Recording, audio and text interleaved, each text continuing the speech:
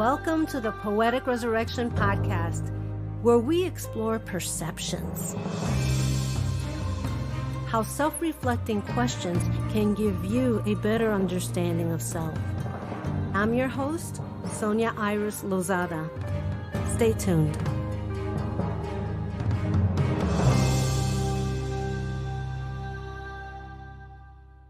Today we have Louise Alexandra Erskine.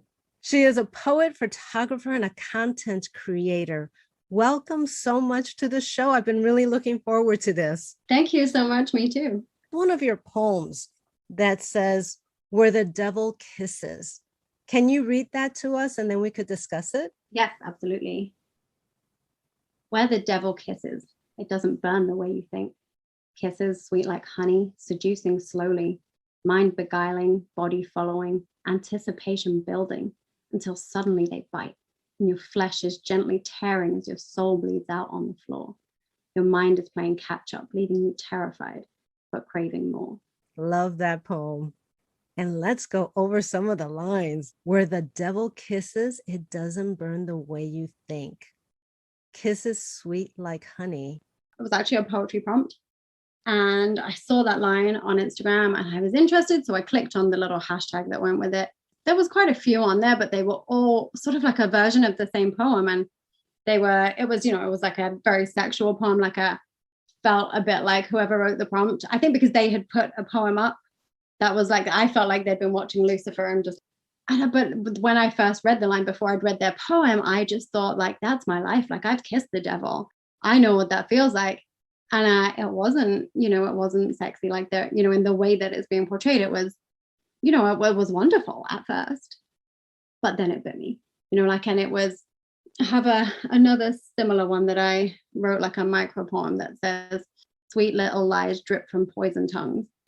And it was that kind of understanding that when you're with somebody that is abusive, they aren't just abusive. They know all the things that you need to hear, and they can prey on all of your insecurities, and they can just make you feel like none of them matter and like you're everything, and it's all okay, and like that they absolutely worship the ground you walk on. But then there's that switch, and that's where it comes back down to kissing the devil, because they've taken everything that you needed to hear and they've said that, but they've done it to hurt you and not to build you up. It's like we're looking also for someone to feed our emptiness, and we allow the devil in.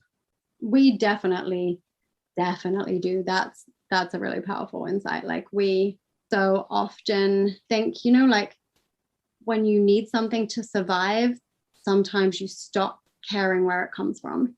Before I became involved with my second husband, I was, who was abusive. I was off the back of being young and having a child on my own. And I had gotten married the first time thinking, this is it. Like I've made a really smart choice. Like I'm going to build my own family. I might have 2.4 children and a white picket fence. And that's me until death do I part. And then I was so ashamed of the fact that my life didn't look the way I meant it to, that I was just left myself like wide open. And I was running from stuff like emotionally and stuff from even before that. And I am an expert at running away from the things, and I ran so hard into him because he just said all of the things and I didn't want to question them. I just wanted to believe they were true. So, and it's that, and they are very sweet little lies, but they are poisonous too. They are. And what I find is that we run, but like in panic, we run in circles. Oh, we definitely do. I was talking to somebody earlier about overthinking. They said, I just overthink things. And so actually, do you know what? If you examine it, you're not overthinking, because overthinking would almost imply that you have a lot of thoughts. What you are is stuck on one thought and you're spinning. And if anything, you're underthinking because you can't get out of the thing that you're stuck on. And it's a similar kind of emotionally, we do that. We just spin and we don't examine what else there is that needs to actually be looked at, because we don't want to, because we just want to believe that it can be this easy to have it all be okay. And also it's this easy to have someone think that we are so wonderful that they fill us instead of us feeling the joy within us to give out. Like if you're not whole within yourself, then, and you need external validation and you get it, like you don't question it. You're just, it's like getting a fix of a drug that you need. Yes. Like, oh my gosh, is it possible? Might I actually be enough? And you just don't want to examine anything other than the kind of temporary sated feeling that you get. Oh, this person thinks I'm enough. Like it, you just want to leave it there and like, don't pick at it. Don't question it. Don't, even when the red flags start popping up, you ignore them because you need the thing that you have been waiting for, because you aren't whole within yourself. You need the validation more than you need to question the other behavior. I once had a guy that kept thinking that I was so wonderful and complimenting me. And finally, I'm like, okay, what is it that you really want? Because I know I'm not all that. Do you know what? Like, this is the thing. And I think when somebody really, truly does love you, they can look at you and go, do you know what? You're really grumpy in the morning. And I'll be like, yes, but I'm adorably grumpy. Like, and they'll be like, okay. Like, but do you know what I mean? Like, I don't want somebody that thinks I'm perfect. And do you know what else I think I have learned is that we don't fall in love with perfect. We fall in love with imperfect. Yes, I so agree. If somebody was perfect, like, wouldn't they drive you insane all the time? You would feel like it would, if anything, it would just confirm that you weren't good enough, because you would be like, but I have all of these flaws. But actually it's them. And it's the little things about a person that drive you crazy when you're with them that you miss when they're gone. And you realize, actually, do you know what? You always thought that your terrible singing in the shower was embarrassing. And I always just thought it made me love you more because you were comfortable to sing terribly in the shower when I was with you. And I genuinely adored it. Like it's those things that we fall in love with. We do. It is the quirkiness, because that's what you remember. And it makes you laugh and it makes you feel more humbled also at the same time. And it sets you apart. It makes you unique. That's what makes you memorable. Those are the things someone isn't going to forget about you. That's what makes your mark on this life, is the ways that you are you in a way that nobody else can be. Like, exactly. Nobody just wants an army of Ken dolls to casually date here and there, like, that are all the same. That's not how life works. That's not what anybody wants, even though I think some of us like to pretend we do. But that's just another self-worth issue. Like, yes, I remember in the past I used to say, oh, I don't like this type of guy, and sure enough, that's the kind of guy that I fell in love with. Yeah, the one that I said, I think karma likes to bite you sometimes that way. Yeah.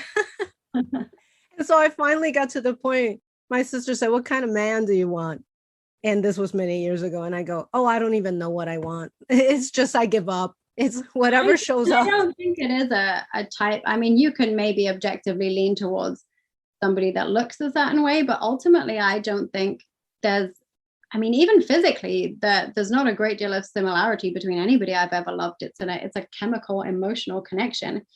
And you could look at somebody, in a picture in a magazine and not think twice about them. But when you meet them and there's that spark, and you get to know them, like, that's what you fall in love with, is who a person is. Now, what they look like is an incredibly irrelevant thing at the end of the day, because if you love who they are, then that chemistry, they're never going to be ugly to you. And I've had the other happen where someone that I didn't find so attractive became very attractive because of who they are. Absolutely. Yes. 100%. So let's get back to the devil here.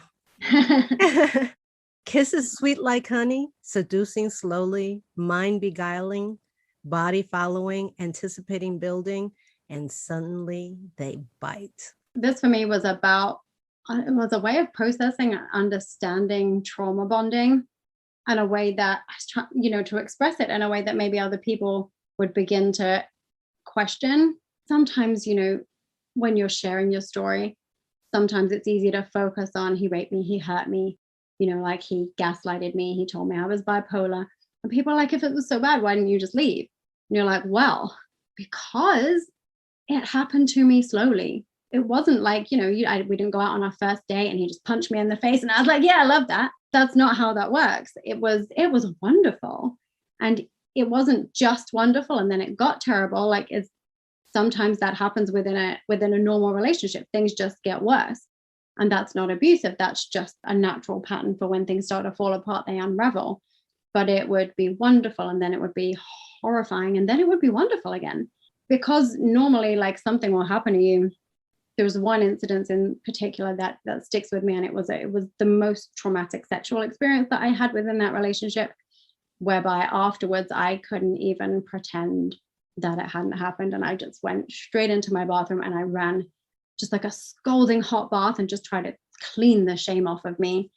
And, I didn't stay in my relationship for the guy he was 5 minutes ago when he hurt me. I stayed for the guy he was now, in his pajamas, sat in scalding hot water that was burning him, to make sure I was okay. Crying in his pajamas in my bathtub. That's who I stayed for, not the guy that hurt me before, and it's that constant, and you just want to see that guy, you want to see the guy in your bathtub, and you allow yourself to ignore the other stuff because you choose the narrative that you need to believe in. And sometimes it's just too much to face all of it at once. Like, it's a very slow process when you begin, if you manage to get out, like, and you begin to leave and to unravel it all. And the way it built up, like, even now there are things I forget about, and it's been almost 4 years, and I'll just remember some small thing and it seems innocuous, but then think about it and you realize that actually that was like a really damaging thing that you did to me. It just seemed small, but the repetition of it especially was really, like, psychologically damaging. And I didn't even question it at the time. It just hurt, and I sort of withdrew a little bit, and then all of a sudden you'd be wonderful to me. So I just let it go. Do you think that because you are a strong woman, you just kept telling yourself, maybe, well, I could fix this. I'm strong. I know how to do this. Like, not even that I could fix it. I could literally deny that it was even happening to me, because I would be like, well, no, because I'm tough, and I grew up in a single parent family, and I could cook for myself as a child. I can put up a shelf. I can handle myself. Like, I am, if anything, a little bit gobby, and this can't possibly be my narrative because I'm not subservient and I'm not easy to manipulate, and I'm not like meek and tiny. I am stroppy and I am offensive, and I couldn't possibly be abused because I'm, like, this is who I am. I'm far too tough for that. Like, I genuinely, like, because of what I believed about myself, and I had this sort of, I guess, tunnel vision whereby I just wouldn't look at any of the things that didn't fit with the way I needed to see myself. And I couldn't acknowledge all of the broken that was underneath that, and that was the reason for that. And that had left me just wide open to being so completely manipulated by somebody else. I saw a documentary, and it was a long time ago, and it was about women that are strong and why they attract men that sometimes want to possess, because it's like a challenge to them that they can conquer this strength. And also, I think the thing is that you feel so often like I felt like I wasn't enough. And if I just did some more, if I could just please him more, then I would be enough and it would all be okay again. But actually, the thing I haven't learned is that, yes, I had my trauma and my brokenness that I was carrying, and that left me open to that situation. But if I hadn't had so much to give, he wouldn't have wanted to take it. Like, if I was really nothing the way that he told me I was, then he wouldn't have been with me. He was with me because it served him to be with me, because I made him look good. He won. He worked in a school and he won. He was the only person, I think, still in the history of the school to win this, like, staff competition they have for the display boards. And, they have it at the end of each year. He's the only person that won that twice in a row ever. I did that. I made all that stuff. He just went in and put it up. I made the cakes for all of their bake sales. Like, I used to be a professional, like, I used to make novelty cakes, wedding cakes, and birthday cakes and stuff. So I would always go all out, and I would stay, and I would go big, and I would do all of the things. So on Cake Friday, when it was his turn, it was always the best cake that they had, and I, like, I made him look good, and I had so much love to give, and there was so much of me that was broken. I was definitely, like, codependent. I just didn't understand it. But so I would just give and give and give and give. And I wouldn't ask, I wouldn't take. It was because of how much I had to give, not because of how little I was, but because of how much I was. It takes a long time to be able to see that in its fullness and go, actually, do you know what? It wasn't because I wasn't enough. There was one woman that I interviewed on toxic relationships. She was in a relationship like that for 27 years. I think the thing that I underestimated was once I got out, I thought, I'm done. That's fine. I'm out. Like it's okay. But no, I went back and forth and back and forth and back and forth because it's addictive, because you've spent so long being conditioned with the highs and the lows that it genuinely behaves like any other addiction. And your body needs that. And when you're just low, you need the high again. And then when you're high, you need the low again. It's a really vicious cycle.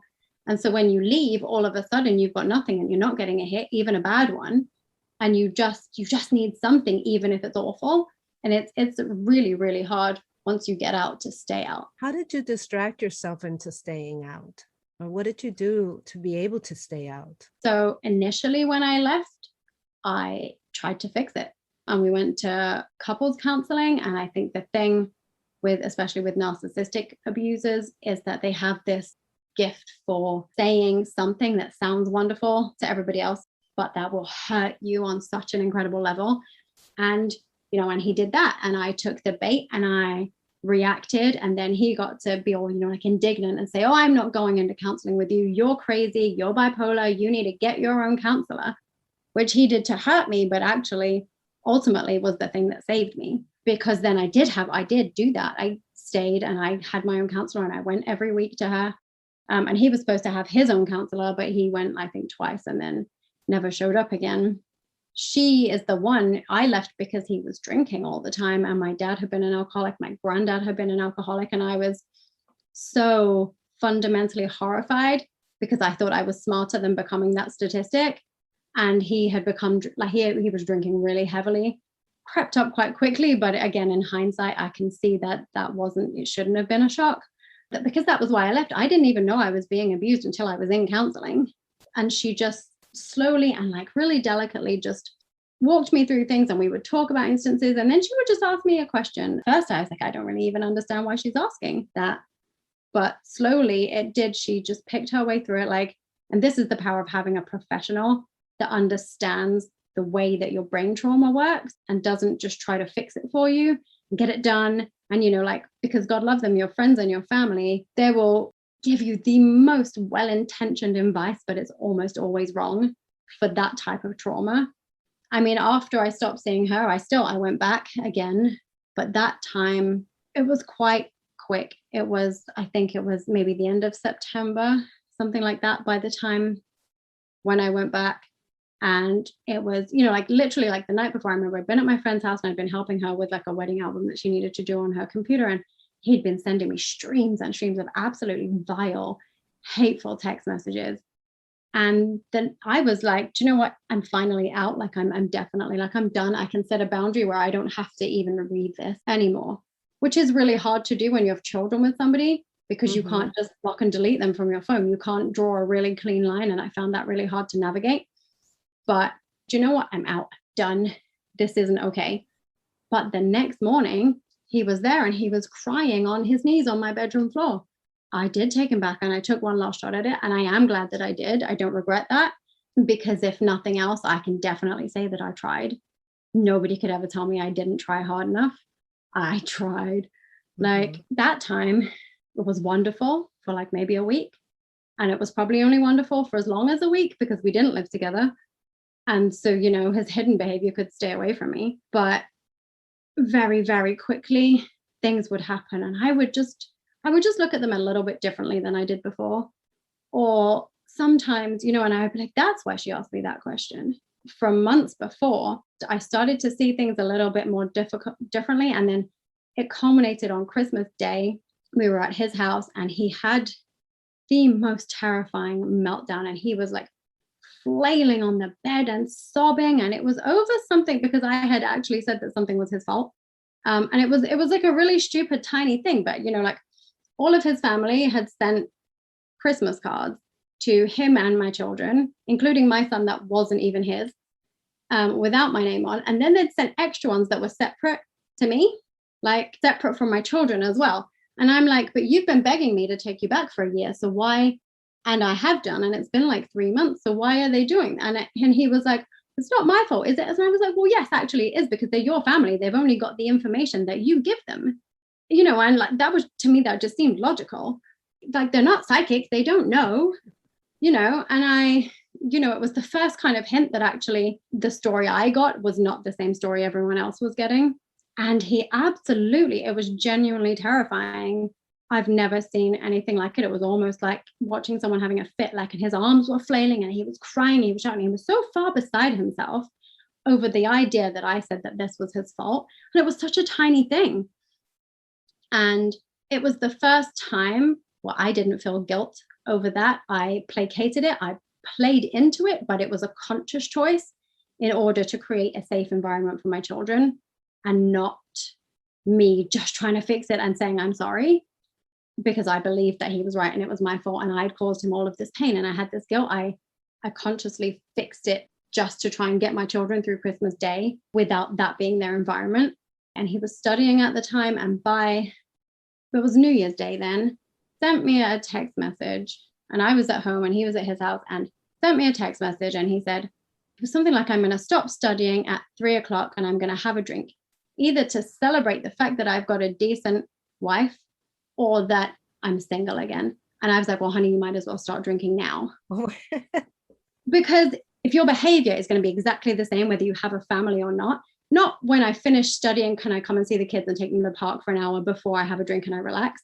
Just my behavior is going to be the way I want it to, irrespective of whether you're in my life or not. I was just like, well, crack on. Like, and at that point, I had seen it from a kind of a more distant perspective, and my counselor's questions were coming through all of the time, and I had this terror of Christmas Day still in my mind. And I was just like, no, do you know what? If you can't behave differently with a family than without one, then you don't deserve to have them. And that was it for me. But that was over a year. I initially left him in the February before that. So that was a long time of back and forth after leaving that, to actually get to that point where I finally felt free of it. And I think I still went and slept with him a couple more times, but that was on me just to kind of scratch an itch. And by that point, I enjoyed having the power in the situation because I'd never had it before. And eventually it was like the last time, it was really bad. I mean, you can tell. One of the things I struggle with is pornography. And so many people, like so many men, watch it thinking it's educational. Actually, when you're with a man that's watched too much pornography, it makes them bad in bed. This was a thing. It's also a thing that's often used in abusive relationships, is to hurt you, is that they will say, well, I have to do this because you're not good enough and you're not fun enough and you don't do the things that they do. And it's like a conditioning, it's coercive. And, and I got to the point where I was just like, I was with him and I was laying there and I was like, do you know what? It's not even good. And I just got up and left. I was like, see ya. Like, that was a really crazy, like, and I left and I was like, oh my God, I just did that. Like, it was like almost like an out of body. Like, do you know what? Finish yourself. I'm done. I'm out.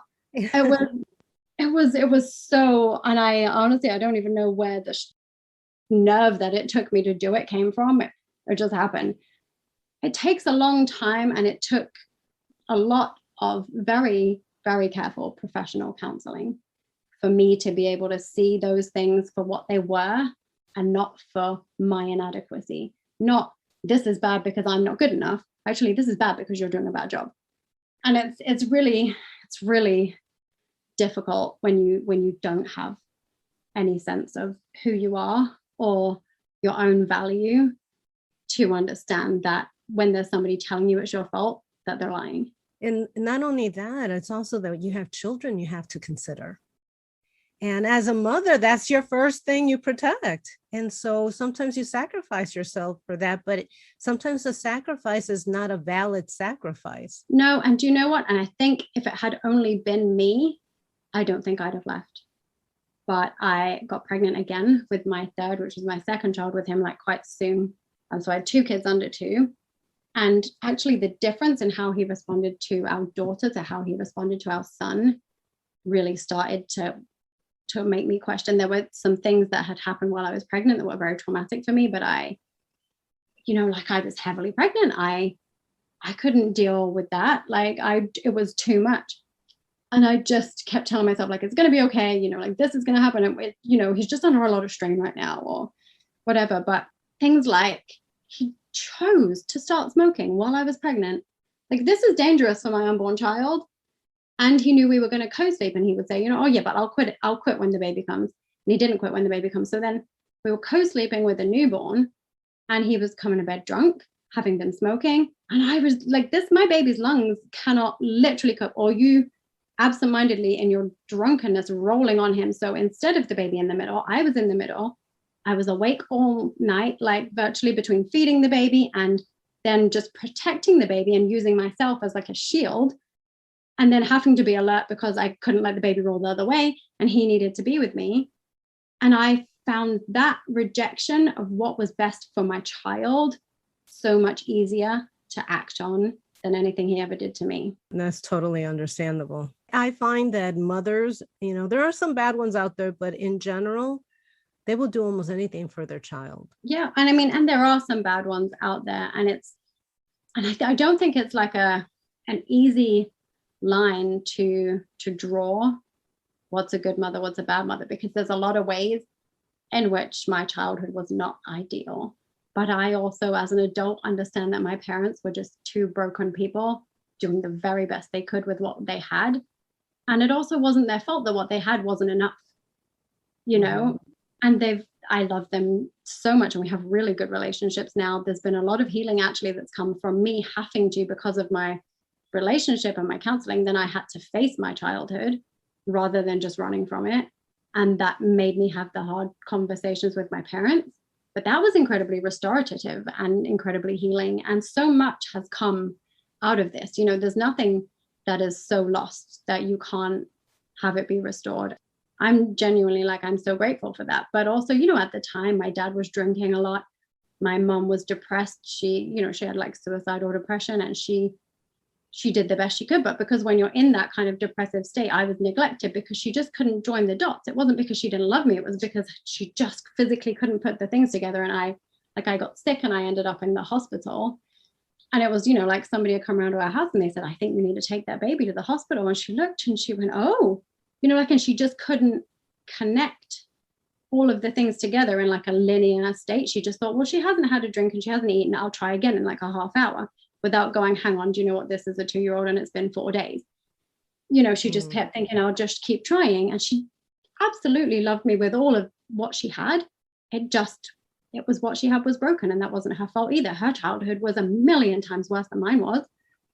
And mine was worse than my children's will be. And maybe by the time they have children, someone will get it right. Like, yes. Yeah, because that's the same thing with my parents. I mean, they grew up in such poverty and that's all they knew was lack. The only thing that I can say that my parents did so well is that I always knew they loved me. Yeah. They really loved us. And I think that is what makes things different. My mom, we had to put her into a facility because she has dementia. And the woman said, the nurse, she said, she must have been a loving mother. And I said, yes, she was. She goes, because I see how you hug her and kiss her, and we don't see that with everybody.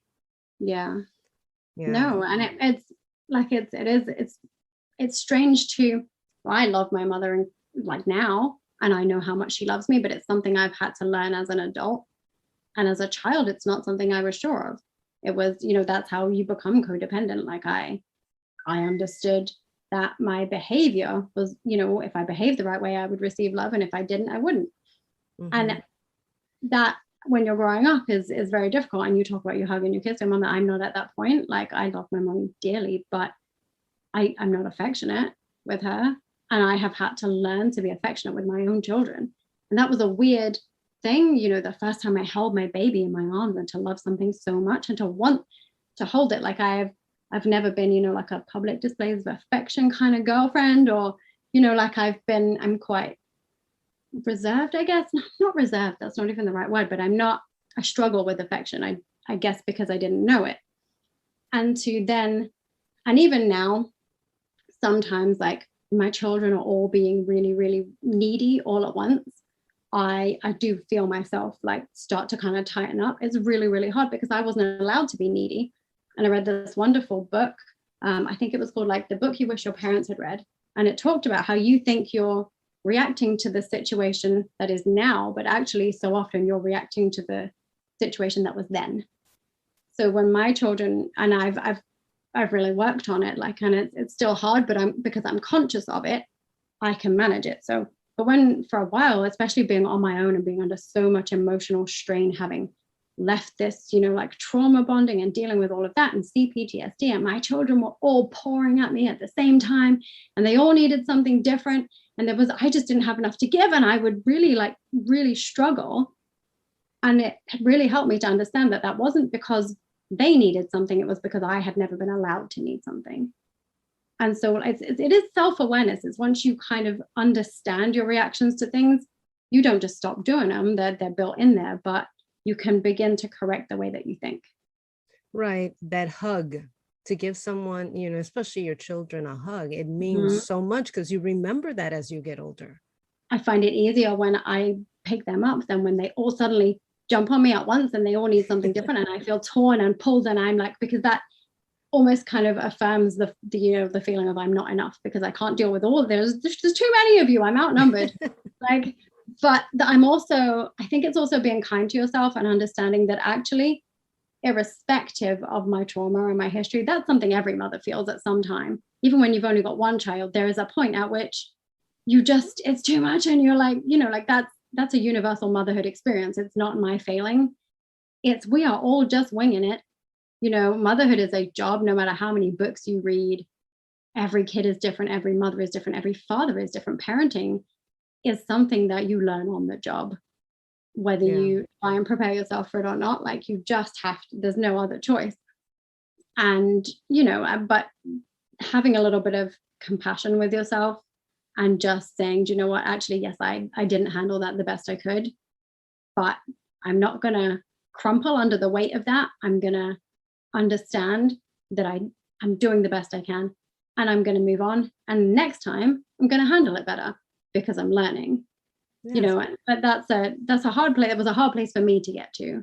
I think some people, I hope most people get there a little easier. I have yet to hear of any mother that thinks it's easy. No, the responsibility of that mind that you want to be that wonderful parent. And I think that's why some parents are overbearing. Because they know and feel that, I went through this, so I don't want you to go through that. But they're here to learn a different story. Yeah, exactly. I'm not the same mother my mother was, but there's things that I have been able to face and to overcome and be different because of the relationship and the childhood I had.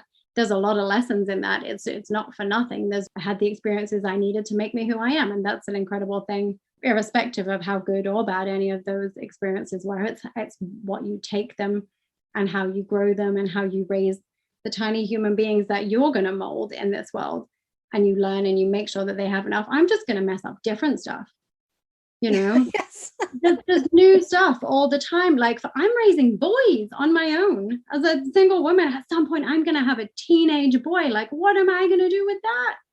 I don't know. I'm going to have to, but I'm aware. And I listen to, there's a couple of podcasts. Sometimes I listen to like men's mental health podcasts. Yes. Which seems maybe strange, but I just think, actually, do you know what? Because at this point in my life, maybe by the time I get there, there will be somebody who can help me with that. But right now, I need to understand the challenges that young men are facing, because how can I guide my sons to be the young men that I didn't know when I was young? Boys that understand the value of women, that also understand that it's not weak to cry, that it's okay to feel things. In my age bracket, the number one cause of death among men is suicide. Wow. I don't want that to be the way my children can't process their emotions to the point that that's how they feel, that's not okay. And so I'm trying to stay conscious and to listen to what are the pressures that young men are facing. And it's a lot. It's a lot. I feel more pressure to raise boys than I do my girl, because I've been a girl and I know what she's facing and I can raise her to not take any crap. That's fine. But how do I raise boys that are, and I think about going to high school, and I don't remember any teenage boys being like super respectful, No, They thought it was cool to put you down. And if they liked you, they actually hurt you more because that was the thing. When they told you, oh no, he's just picking on you because he likes you. Who tells girls that? That's damaging. Yeah, that's then very. Oh, that guy's horrible to me. He must be super into me. I'll probably date him. Like, no. I know, exactly. It's like, oh yes, here, let me start abuse early. Yeah. I mean, and let me choose to believe that that's how it's supposed to be. Like, it's not. And I think one of the things that genuinely annoys me to this day is my first kiss. Really? It should have been this sweet, like slightly nervous, like beautiful moment with somebody I liked. But it wasn't. It was this boy I barely knew that walked across the playground, stuck his tongue in my mouth, and walked away again. I didn't even talk to him. We weren't friends. I just stood there like I did what, like I did. To this day, it pisses me off that my moment was robbed because boys are told to behave like that. He did it to something like 8 girls in one playground, like one lunchtime. And I just think, but this is how our boys were being raised. This was, which is not good. Boys will be boys and it's locker room talk. Like, well, it's not. I will not have sons that behave that way. No. We absolutely refuse. But then that is my responsibility to learn how to guide them through that situation. And I take that responsibility, I think, far more seriously than I would if there was a man here to help.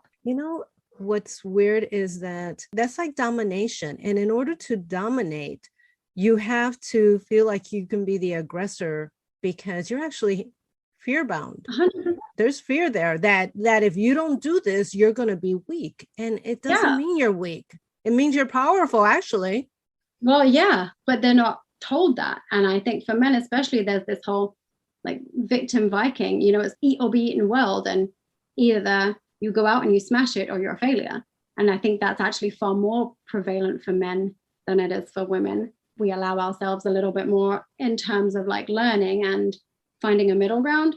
But men very often, especially when especially in sports and things where you're you have to win. Like if you don't win, what's the point? Yeah. Why are you even playing the game? Yeah. Exactly that. And it's eat or be eaten, because if you're not winning, you're losing. Not like if you're not winning, you're just thriving at something else, like, or you're learning. Men, like culture doesn't leave space for men to learn. Either you're on top of it or you're nothing. And that's terrifying. I don't want my children growing up in that world. The perceptions we have. It's that not being in touch with who we are, but being in touch with whatever the media throws at us. And that's why your poetry and doing stuff on Pinterest, it really reaches out to people. That to me is more of a positive thing from a negative experience. Or even not even a negative experience, because sometimes I think that there's really no negative or positive. There's learning. There's learning. I love actually, like over here at the minute, the adverts for signing up to the army of all things. They talk about failure, and I think it's a really powerful campaign because they're saying actually, do you know what? In the army, we embrace failure. That's how we learn. He says, "Fail, learn, win" is the like tagline, and it struck me the first time I heard it on the radio because it's such an unmilitary kind of point of view. It's not what you expect, and it's actually culturally very appropriate right now. And I was like, exactly. Do you know what? I like that. Fail, learn, win. And you can't expect to win something you haven't learned. Right. And they're using the psychology now of what's prevalent and what the society needs. I don't know, in a way, I find some advertising so manipulative that it's all manipulative. But some of it is like so in your face manipulative that follow me here, I'll give you this. And you give someone 3 lines of something and then you try to sell them something. And I think selling people something is not a bad thing because we all have to make a living. And if we're good at what our service is, then we want to sell it and we want to make money. But I'm talking about the hard sells. The hard sells always turn me off. I think the thing that gets me, and when, talking about self-worth, especially in women's marketing, but actually also, I don't know that it isn't equally a problem in men's marketing. Now that I'm thinking about it, is that underlying tone of you're not enough. Because exactly, you need these jeans to have your butt look good enough. You need this makeup to make your face look good enough. not these are great jeans and you'll feel great wearing them if you want, like, and actually we put all this effort into understanding women's bodies so that we could make the best jeans possible for you to make you feel better. Like, I know it's like that message is too much. And it's actually, I mean, I think it is slowly changing, but we are it's changing off the back of years and years and like decades of telling women that they need these products to make them better.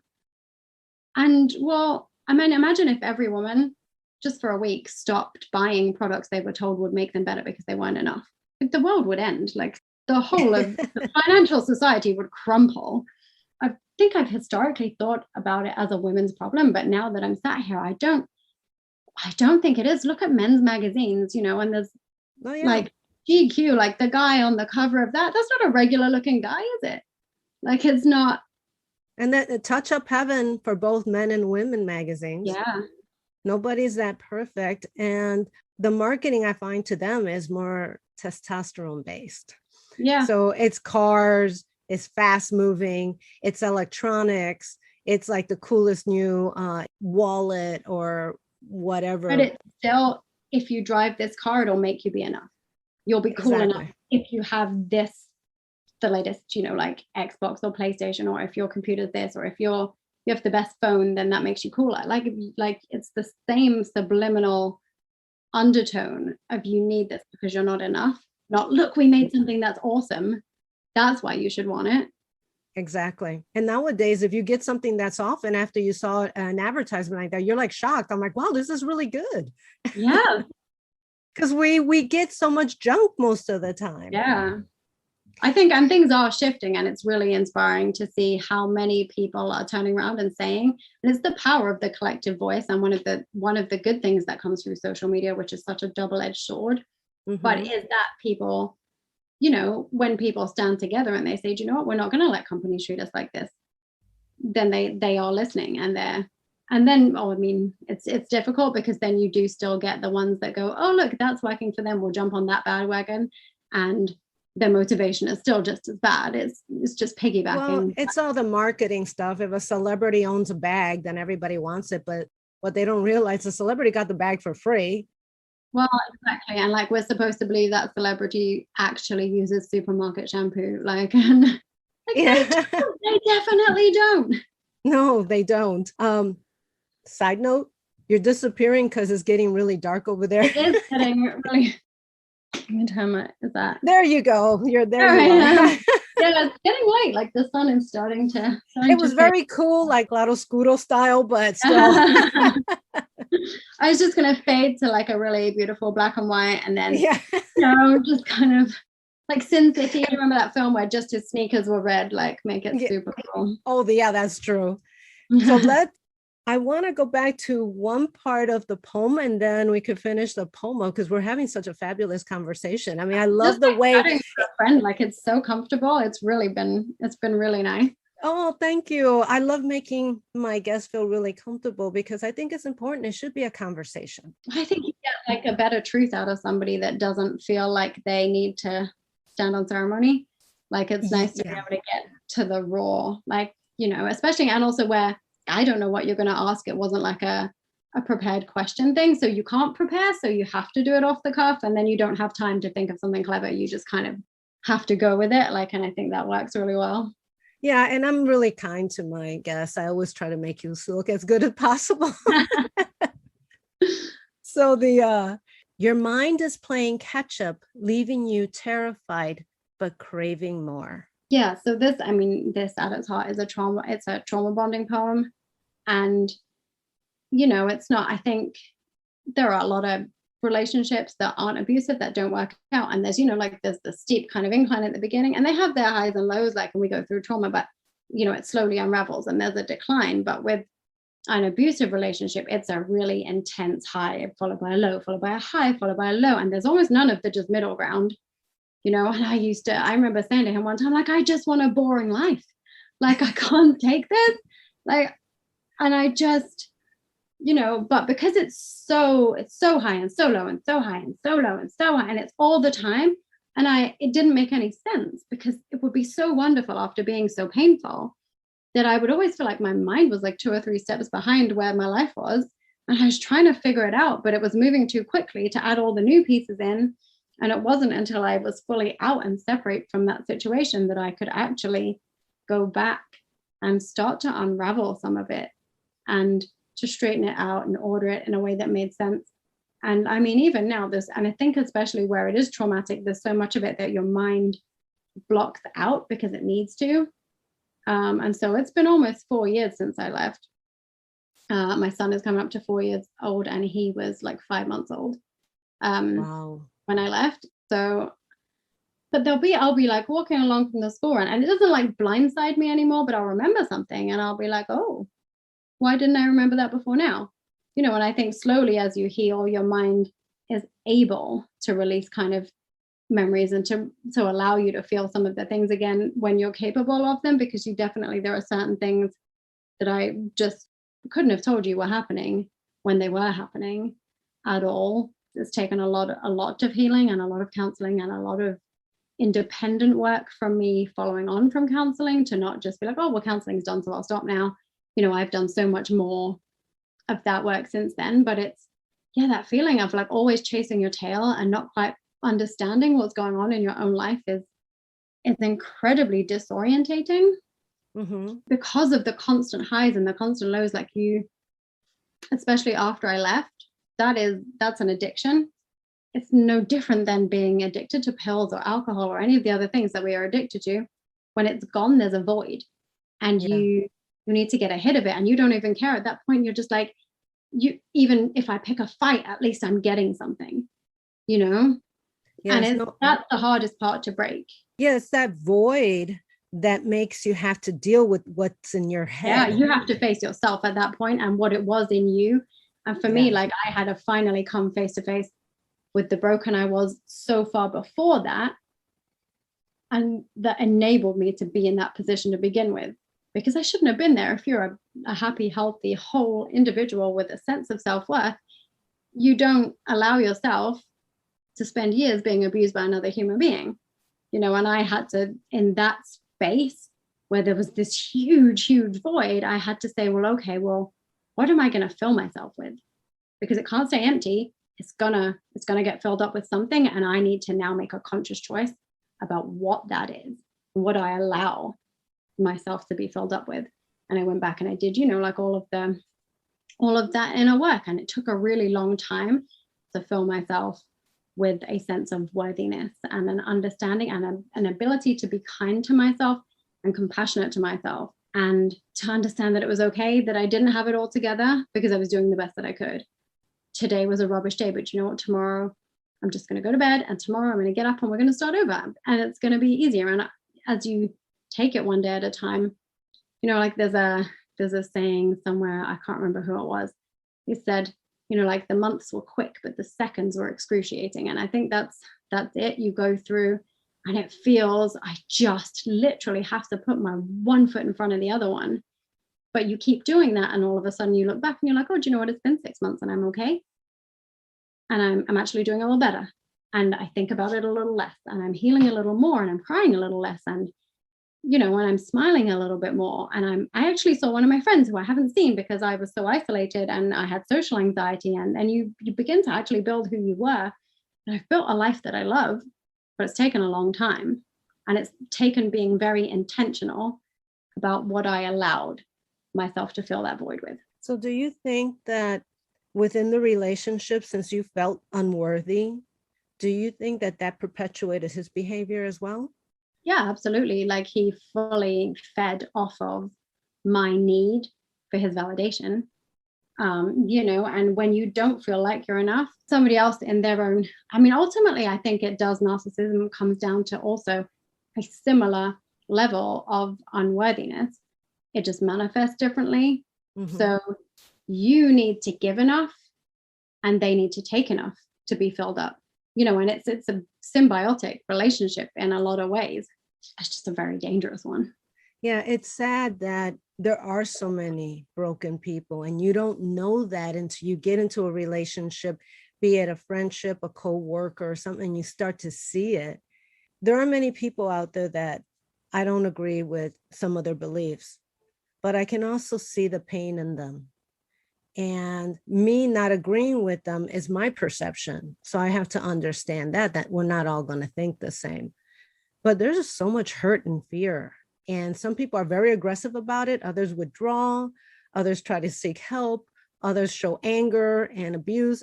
But it all really comes down to, like you said, it's all one, but we're just acting differently. It is. And I think at the end of the day, it is really hard, especially because I could look at his childhood and where certain things were maybe unusual within the times when his brain was making key cognitive leaps. And I can understand the science behind how he became or how he developed, like that narcissistic personality disorder. But I found it really hard to separate for myself, understanding it and having compassion for that. But that's still not making it okay for me to have to live with it, because there becomes a point as an adult, the same as there was for me. And I was codependent and I had to face that. And as an adult, I had a responsibility to address that. And I think it's difficult, but I have to accept that wasn't my job to fix him. If he wasn't willing to do the work, I didn't have to live with the abuse. Right. It is really difficult because I could just see it. And I get it. I get how you became who you are. And I get that hurting people hurt people. But that doesn't mean that I don't still deserve to set boundaries. Because they're hurting, it's not your fault that they're hurting. You didn't create the fault. So there's nothing that you should be responsible for. But too bad that people don't grow together. They end up just ending. Mm-hmm. It really, both have to work on it. It's relationships, be it friendships or even family. It takes work from both sides. Healthy and whole, it still takes a lot of work. It does, because you're conscientious all the time. Yeah, and there's no such thing as like a fully developed human being. We're all growing all the time. Life is growing. You're never done. No matter, even if you are coming from a place of wholeness to begin with, there's always going to be something that you can work on, that you need to learn, that you evolve, that you change. Culture around you changes, people change, people come into your life that are going to challenge you in ways that you didn't understand. And that's a constant evolving process. So even in whatever kind of relationship you're in, I think we as a culture think, well, what am I going to get from this relationship? And frankly, at the beginning of a relationship, I think it would be far healthier if we each sat and made a list of what we wanted to bring to it. With that, with us learning, I want to use that as a way of getting into your photography. Ooh. Because your photography is so beautiful and so calming, and the colors and the lighting and seeing happy children is really nice. Began to explore it while we were still together, but towards the end, I started getting offered jobs, in social media, and it was quite like I'd worked for myself for such a long time, but this was something I could do with a tiny baby and a toddler, and so it worked really well for me, and that inspired me, and it gave me a reason to explore something a little bit more and to get better. I'd always loved photography, but it gave me a reason to say it's okay to make time for this, because actually I can provide for my family by doing it. Not it's an indulgent, thing that's just all about me and that I'm gonna have to feel guilty for. By the time I left, where I felt like such an absolute mess within myself, and I felt so ugly and I felt like such a failure, that for me to be able to take these moments with my children that were the only reason I was still standing, and to catalog them in a way that was incredibly beautiful, so that not so much for anybody else, with social media, but for me, so that at the end of a hard day where I felt like an awful mom and I was failing everybody because there wasn't enough of me to go around, and everybody was at such a different developmental stage that I couldn't just meet all of their needs with the same thing at the same time, to be able to get into bed and somehow just through my blurry, teary eyes look at these moments where I could see pure joy on my children's faces, that was enough. That's medicine right there. And I had done art at A-level at school.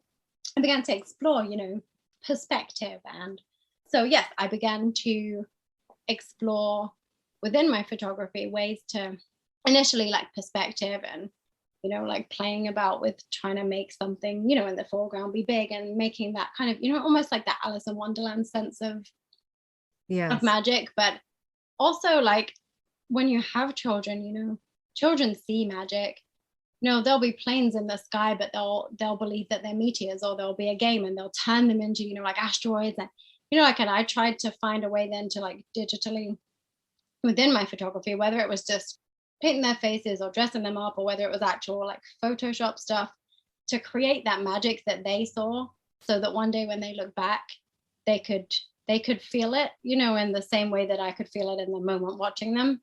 And that was such a wonderful journey for me. And having a creative outlet made such a difference for me in my own healing and in my processing. And in its simplest form, just having a little project to focus on is really important for getting you through the day. Even sometimes now when I am struggling, been a long time and I don't so much struggle with any of my relationship stuff, and I'm not often lonely, but sometimes the weight of having to make all of the decisions by myself without somebody else's opinion to like balance mine and just to bounce stuff off of, sometimes that feels heavy. And I'll be like, God, you need to give me a project. And like, because I need something I can do with my hands that will let my mind work, separately. They say about things like going for a walk, often when you're doing some certain types of tasks, when you're doing them, it actually unlocks the problem solving side of your brain because it's not focusing on the wrong thing. And so, like I'll make my friend's husband a birthday cake, or, like somebody will text me something and I'll be like, yes, that's a project I can get on board with that. I needed that this evening. I was about to go down the rabbit hole, but I'll bake cakes instead. Like, that's true. Because I find when I'm doing my creative stuff, I don't have a moment to have it chatter. No, you just, like you're focused and especially when you're learning, like when I was learning Photoshop and stuff like that, you're so absorbed in figuring something out, but it is something that you can figure out and something that you learn. And it's nice to have a problem that you can solve and that you can have control over when everything else feels like it's spinning. I think it's like it's an unexpected, but actually really, really helpful way to kind of retrain your brain. Because you have the control. Me being an actor, I have absolutely no control over the decision. Mm-hmm. The only thing I have control of is my performance, how well I did it. And then I have to let it go. I have like absolutely no control. And that's what I like about my writing. I do have the control. Yeah, I think. And it's me. Something we can control in life. And so often it's a problem within addiction, within eating disorders, with stuff like that, is that these things often manifest when we feel like we're spinning and we have no control. So having something simple in front of you that you can keep on top of in a way that's like healthy is really important. I think creativity as well, like I've listened to a lot of Brené Brown over course, she talks so much about shame, which has been such a big issue for me. But and she has the 10 guideposts for wholehearted living in the one of her books, and creativity. And she says one of the things that she says she really struggled with was actually going, hey, do you know what? All of these wholehearted people that come up in their data, creativity is an important aspect of their life. It can be anything. I mean, you can get creative in the way that you organize your shoes if you want to. Like, it doesn't have to be that. You don't have to paint, you don't have to write, you don't have to take photos. But there's a way to be creative in something in your life. Even if you're horrible at it, it's the taking the time and the process that's more important than the result. Yes. Well, you could get creative with something even like accounting. But you can. I mean, that's how forensic stuff came into being. People got creative with it. Yeah. And I just think there's such beauty in creation.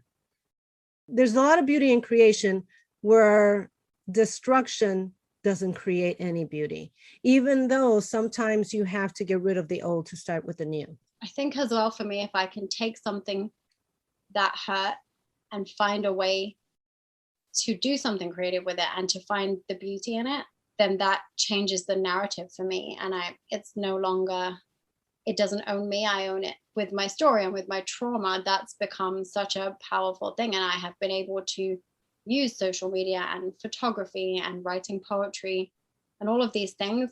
And I can write about something that hurt me, and I can write it in a way that is traumatic, but that is also beautiful. That makes it mine And that makes it something that I own and not something that happened to me. I'm not a victim when I take possession of my own story and I use it to change somebody else's life. That's the power in it for me. It's amazing how much we are connected, that when we make even a stranger feel good about their lives, to make them feel like they're not alone. And it fills us, even though we might not even know them.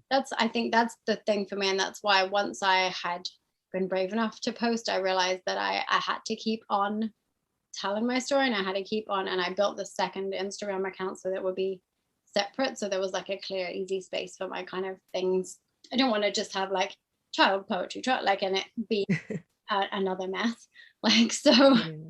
that is exactly it for me. And I just think when you're in the thick of it, and not just abuse, but any kind of anything that you're struggling with. The first time I lost a baby, I felt like I was the only woman in the world that was, but realistically, I know it's very common, but people don't talk about it. I think it's just that if I just stop one woman who was in the position I was in feeling like she's completely alone in that, like, that's me, I'm done. My purpose in life, I'm happy. That also means he didn't win, because it means that good came from what I went through. And then we look at life as losing or winning though, too. Oh yeah. And that is, it's a really difficult one, isn't it? Because culturally, we do feel, you get called a loser, don't you? And it's an insult to lose at something. Like, realistically, one person wins and everyone else loses, like in a competitive situation. And it is a really damaging kind of victim Viking lens. I think generally in life, I don't look at it that way. But with this situation, because of the way he treated it, it feels that way. Feels like a victory. Because he tried to take ownership of me and control me. So I think it does feel that way in some ways. I understand that was his hurt and his need for control. We all manifest our trauma in different ways. It's like a very interesting one. And I don't think there is anything healthy about being a winner or a loser, because nobody wins at all the things. You can be making all of the money and then you can go home and cry yourself to sleep, or you can be completely broke and happy as a clam. There is no winning or losing, because there are so many, life is so multifaceted. If you're on top of as many things as you're failing at, I think it just balances out, and we're all just kind of muddling through and winging it and doing the best we can. I think our soul's here to learn. I think if we think of ourselves as that we're only here to learn, we're not going to be so hard on ourselves. Yeah, so often people forget that learning is a process. You don't win at something that you haven't learned how to do. And none of us have lived this life before. We're all just figuring it out. And there's, that's, again, the power of human connection, is that someone else is a little bit ahead of you on a similar journey sometimes. And they say, hey, do you know what? I've been where you are. And I figured that out. And here's how you win at that thing on that day. But just because I win, it doesn't mean you lose. Like, there's this picture I put up on Instagram one time, and I can't remember who drew it, but there was two little girls, and they were holding hands, and they were in t-shirts that said, her success is not your failure. And I think that's it. Like, so often we are jealous of what other people have, as if somehow them winning means we're losing. We're not losing, we're just in a different place. We're in a different race, we're in a different fight, like whatever it is, it's not a competition. No, and also I find that similar energy attracts similar energy. So if you're around people that are successful, you're in a good place of what you think is successful. Some people are successful at relationships better, or money, but that just means you could learn from them. It's not where you should be jealous of them. You should learn from them. They're there. Mm-hmm. To me, it's like, this is an opportunity for me to learn. Yeah, it absolutely is. Like, if they have what you want, it's not about begrudging the fact that they have it. It's going, well, hang on, what can I learn from this situation? What can I take and what can I apply? What did they do? Is that something that will work for me? Is it not something that will work for me? Am I prepared to make the same choices they did? And you have to take it back and evaluate it. And because actually, when you break it down, sometimes what you perceived as them winning to begin with wouldn't feel like winning if you had it the same way. Is because we're all so completely different. And some person might have an incredible job and loads of money, and they might not have wanted to have a family. But if you do, and you make all the same decisions that they did, then maybe you don't have time for that. Like, it's such a such a fluid concept, and It really is. completely unique to every single person. Louise, in closing, what would you like to say to the audience? You've covered so many beautiful experiences, even though at the time they didn't seem beautiful, but they taught you and brought you to where you are. What would you like to share if someone was going through what you were going? I think I would A word of advice? like to encourage them that when you look back over it, you will see the beauty in it again. And I think I would encourage you to really look for it, because sometimes I know it's hard to see and the world feels like it's eating you alive. But if you can just find one moment, I think the most powerful thing I've learned to practice is gratitude. And every night I lay my head on my pillow and I make a list, and I try to keep it day specific. I mean, sometimes there's a wider sense of, if it's been a hard day, sometimes I am just grateful that day that my legs worked and my eyes worked. Because imagine if my child smiled and I couldn't see it. Like, I can't imagine but that's somebody's reality out there. And that's being grateful for those basic things. But generally I try to keep it day specific, and I'm grateful that, like my friend texted me out of the blue and she sent me a really sweet message, and, that I was on her mind, and I'm grateful, got my kitchen cleaned and all my jobs done, or I'm grateful that I didn't shout too much. I'm grateful that I managed to be more present with, like it could be anything. Some days it's a longer list than others. Learning to practice gratitude is the key to accessing joy. And if you can find, even in the darkest moment, something to be grateful for, then you have a reason to make it to the next moment to find something else to be grateful for. And life becomes so much easier. I think no matter how much I feel like I've lost, I also understand that I'm not entitled to anything. So I already have so much more from taking that perspective. And I have 3 incredible, beautiful, tiny human beings. I'm not entitled to have them. I'm blessed to have them, even when they're making my life incredibly difficult and they're trying to kill each other. As kids do. As they do. How can people reach you? Website? I do. I have all of the things that, Pinterest and Twitter and a blog. The thing I will actually remember to respond to is Instagram on my Beautifully Defected page. I have 2 pages, but more often than not, it is signed into the page where I write, which is just beautifully_defected. And Beautifully Defective Life. Perfect. I want to thank you so much for being on the show. You have been very open and very authentic, and I really appreciate it. And I love this amazing poem, Where the Devil Kisses. Thank you so much for having me. It's been such an honor to share with you and to speak with you and to learn a little bit about you in the process as well. Thank you. Thank you for listening to the Poetic Resurrection podcast, available on Apple iTunes, Spotify, Amazon Music, Google Music, and many other podcast platforms. Please visit us and subscribe to our newsletter at poeticresurrection.com for the latest information and updates.